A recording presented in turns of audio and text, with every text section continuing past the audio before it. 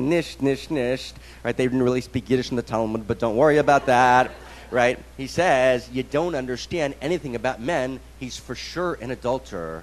What do you mean, they say? He says very simple. You see, the man, this adulterer, only wants the woman when she's married. And if the husband eats the cookies, there's no more husband. She's not married anymore. And the nature of male psychosexual desire is his interest is in boundary breaking. He wants her when she's married. So therefore, he's probably an adulterer. That's why he needed to keep the husband in the picture. All of you engaged in adultery at this moment, think about that. Okay.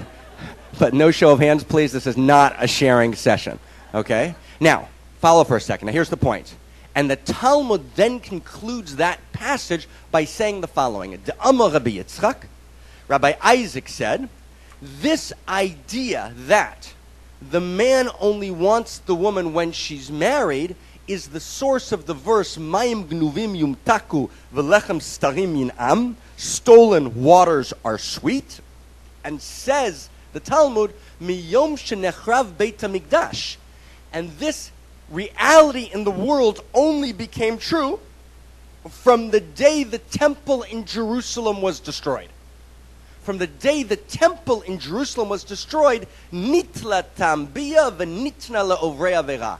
Right? The radically available, easily accessible power of erotic sexuality was taken out of the frame of licit sexuality and made more easily available, accessible, right, in the realm of illicit sexuality. That is, says the Talmud, the demarcating feature of the fall of the temple in Jerusalem.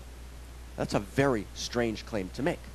Right? What the Talmud is saying is that somehow or another, the fall of the temple in Jerusalem, which you're beginning to understand, I think, is a mythic event. It's not about a particular building in Jerusalem being destroyed at a particular time. The fall of the temple is a mythic event.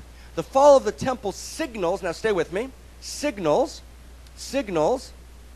a change in the nature of sexuality and the nature of psychosexual desire, right? And the nature of relations. Something essential shifts in the world, right? And there's this move from the ability to find deep and profound satisfaction in boundaried sexuality towards a great and overwhelming desire and perhaps only an ability to find sexual satisfaction in boundary-breaking sexuality. And that shift, are you with me? You with me? Right, do the work, okay? Right, no easy listening here, okay? But it's perfectly followable, okay? Kind of sometimes when we kind of go to like the Omega Epsilon, kind of world, we say, okay, if we're not chanting, right? No, I don't use my mind. I just experience it in my body. That's bullshit, okay? Right, any real enlightenment always has to engage body. Got to experience it in your body. God in the first person. It's got to be interpersonal. God in the second person, second face of God. It's got to be conversation. And you've got to use mind. You've got to use all three. Right? To exclude any one of the three is to deface the divine. So I invite you to listen with your emotion. Listen interpersonally within yourself. Listen with your body and listen with your mind. And it's gentle step by step. If you get lost at some point, just that's okay. Let it go. Step into the next point. Right? You actually can do it and it's gorgeous. Okay? So we've got this image. We're at the end of step one. The image is we're looking for the Grail. The Grail is the temple in Jerusalem. It's the Ark. It's the Raiders of the Lost Ark. We want to recover temple consciousness. It's the basic spiritual move of our entire Western civilization. So we look and try and isolate what is the Ark. So the Ark seems to strangely be identified not with meditation or spirituality of any form. It's identified directly with sexuality. 1, 2 cherubs sexually intertwined atop the Ark of the Covenant, located in Sanctum Sanctorum in the Holy of Holies. And number two, this Talmudic image which says that the shift that takes place when the temple falls is a shift from satisfaction to be found in boundaried sexuality to satisfaction to be found in boundary-breaking sexuality. So what does this mean? Step 2. Okay, let's just kind of sink in for a second. What does this mean? What's this about? What's this mystery? This is called in Kabbalah the secret of the cherubs. It's never been taught publicly until the last 5, 6, 7 years when 2 of us in the world started teaching it. It needs to be taught today for many reasons. It's not written in any particular Kabbalistic text. You can only find it by kind of wandering for 20 years in the orchard and kind of finding this phrase and that phrase and that phrase, until you realize, right, this is what they meant when they said in that phrase, the secret of the cherubs. So I want to unpack it to you. It's a gift. I want to treat it with great holiness. It's a transmission. It's a transmission I received in my lineage. I want to transmit it to you. I transmit it to you with some fear and trembling. Perhaps the masters were right to keep it a secret. Right? My great belief is now is the time, particularly when it needs to be revealed. But I want to hold it, right, in great honor. Right? I want to hold it, right, in great trepidation. I want to hold it in great love. So here we go. Step 2. What is the temple about? What is temple energy about? The Templars, the stonemasons, right? Right? All those movements in the world are about this temple energy, whether in Christianity, right, Christendom, whether in Islam, right? Tragically, the temple today in Jerusalem, right, remains this energy focus in the world, right? And this is not exactly an irrelevant issue. This is not some temple, right? God knows where, right, in Tanzania, which is a gorgeous place, but actually this is the center, right, of the energy of the world, right? Several blocks from here, right, 2 towers were taken down brutally. Thousands and thousands of people were killed, right? Not unrelated to this temple we're talking about. So if you think this is kind of some abstract issue, actually, this is the compelling energy at play in the world. The tragedy today in the world is that the argument's about who owns the temple. But actually, temple means holy. And holiness and ownership are opposites. Did you hear that? You can't own the temple. The word temple in Hebrew is mikdash. It's the holy. You can't own the holy. There is no ownership. Ownership is a contradiction to the notion of holiness. And we need to actually reclaim what is this temple energy about and weave it in the world, or this temple energy itself threatens to undermine, right, the very fabric of our civilization. And you don't need me to tell you that. You just need to open the newspaper to understand that's actually profoundly true. So it's actually time, right, to shift something in the cosmic fabric and to try and reclaim, right, what is, right, this temple energy. Okay. So here's our statement. Here's our thesis statement. I'm going to try and do with you now about 10, 12 hours and about a half hour. So we're just going to kind of dance a little bit, okay? Here's our thesis statement. Step 3. Here we go. Step in if you can, please. Okay? Thesis statement.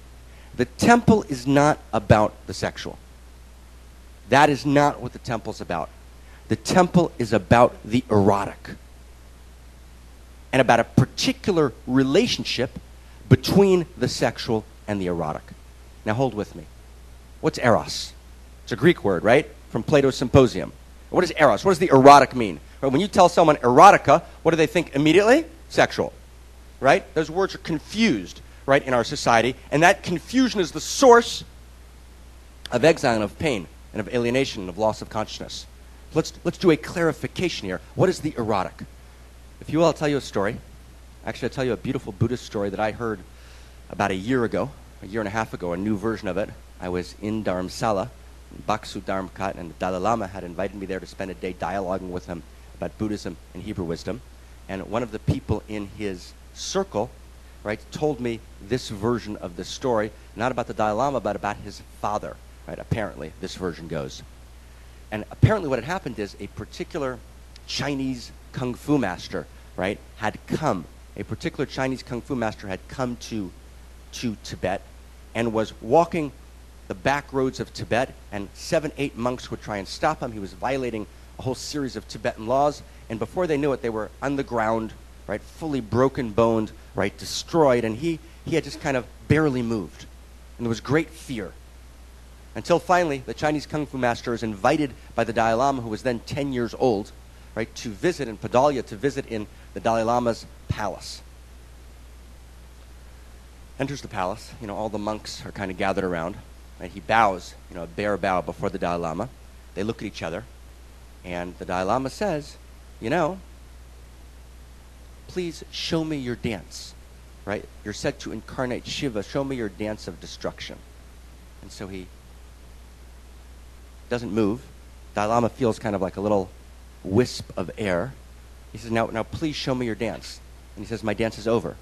It went so fast you weren't able to see it. But in my dance, what I could have done, and he goes through marking the absolute destruction he could have wrought on the Dalai Lama's body. The Dalai Lama looks at him. And this was told to me by Lak Dorsala, the Dalai Lama's assistant. He says to him, you know, I have a champion, actually, who can best you. So kind of all the monks kind of shrink back, right, hoping he's not talking about them. And he says, well, if you can, bring him forward, and if this champion bests me, I will leave Tibet and return to China. And so out